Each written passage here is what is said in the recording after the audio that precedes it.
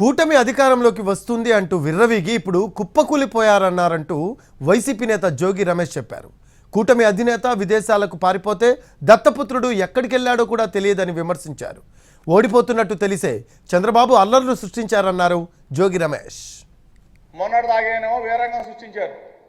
కూటమి వచ్చేస్తుంది ఇప్పుడేమో కుప్పకూలిపోయారు. కూటమి లేదు, గాడిద గుడ్డు లేదు, కుప్పకూలిపోయాం రా బాబు. చంద్రబాబు నాయుడే మాకు అసలు అతిగతి లేకుండా మాకు ఎన్ని సీట్లు వస్తున్నాయో చెప్పకుండా పారిపోయాడు. మా పరిస్థితి ఏంటని చెప్పేసి ఒకడికొకడు జుట్టు పిక్కుంటా ఉన్న పరిస్థితి చూసాం.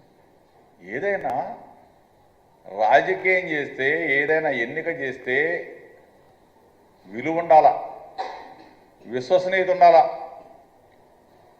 మా లీడర్ ఉన్నాడు, దమ్ముగా ధైర్యంగా పలానా చోటకి వెళ్తాం. అది